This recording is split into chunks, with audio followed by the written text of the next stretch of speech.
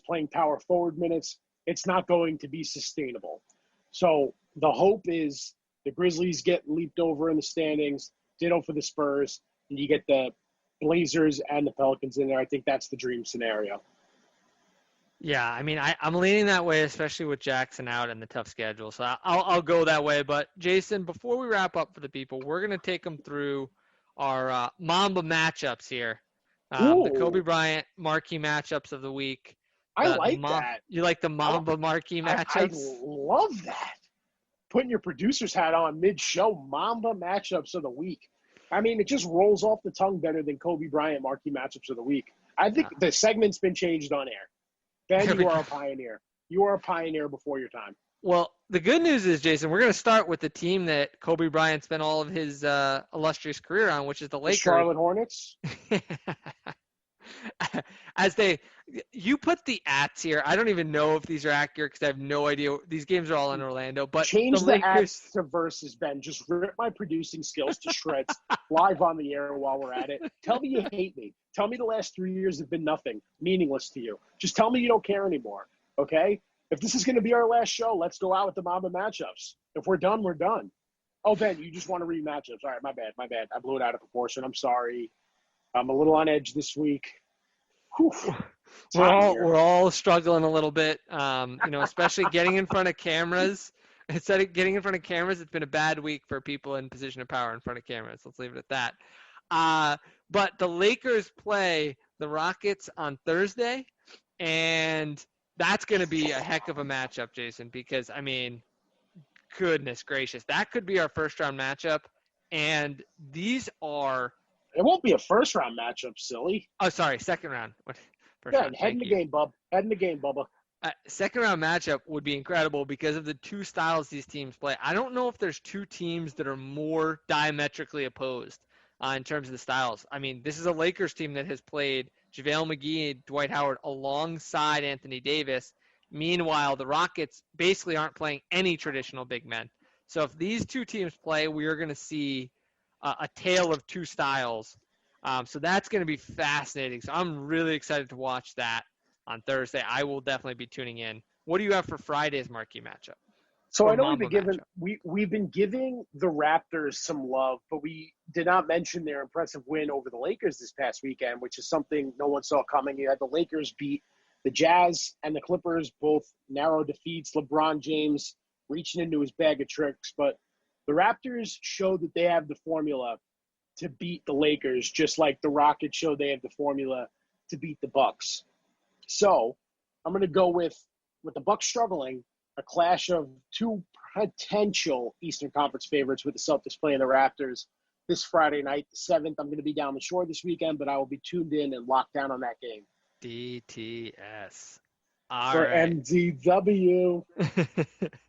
I have got, for our third one, the Clippers and the Blazers on Saturday. And the reason I think everyone knows you're going to see some Portland in here because these games mean more to Portland than to any other team. This is their playoff lives. They need to win a few of these to get in.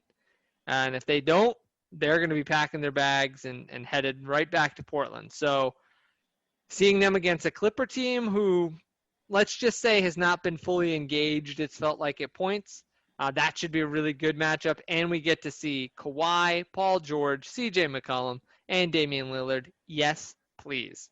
What do you have? Don't forget about Slim Mello. There you go. What do you have for Sunday, Jason? For Sunday, I'm going to go with Philly at Portland. Again, we don't know who the home team is, so we're just going to take a flyer that it's Portland. But the Sixers have a lot to prove.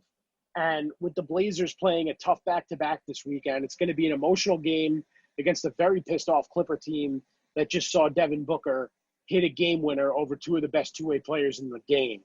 So big weekend for the Trailblazers. If they can come out of this with wins over the Clippers and the Sixers, it'll be huge for their chances, given New Orleans' tough, soft schedule. So I'll be checking that one out for sure. Yeah, I mean, I think even if they can split those, it's going to put them in decent shape because Memphis is going to have a tough time without Jaren Jackson. But our last matchup on Monday, the Raptors play the Bucks, and, that's heating up. We'll see if they're going to play the starters. But, Jason, as you said, it feels like the grass that the Bucks had on this conference is tenuous. And I think a lot of people, we might be talking to Jason Cordner next week. A lot of people have been saying that this has really changed the momentum of the season, and it does feel a little bit that way. And the team that feels like they kind of lost the momentum the most is the Bucks right now. And so I think this matchup could be really, really interesting to kind of see where these teams stand.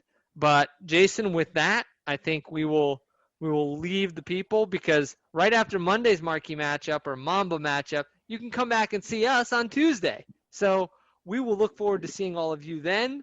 What do you got for the people, Jason? Now, I know what you're all thinking.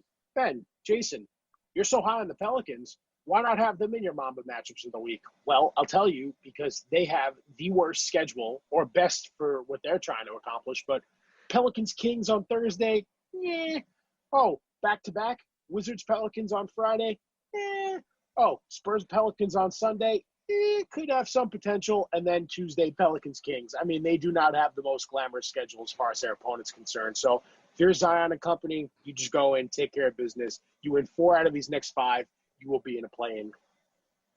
Because the West is going to a play-in. It's a foregone conclusion. But that's all I got. I mean, fun show. Sorry we couldn't get JC on from Orlando, but hope to have him next week to share his insights and stories of what he's seeing down in the NBA campus. I noticed people are trying not to call it the bubble, so I'm going to try to start calling it the NBA campus. We'll try and have him back on next week. But no, that's about it, man. Just happy basketball's back. This felt like the first normal show we've had in quite some time. We had nothing to preview. We were just kind of hitting the ground running with talking hoops, and it was an overall privilege, sir. I'm sorry for yelling at you.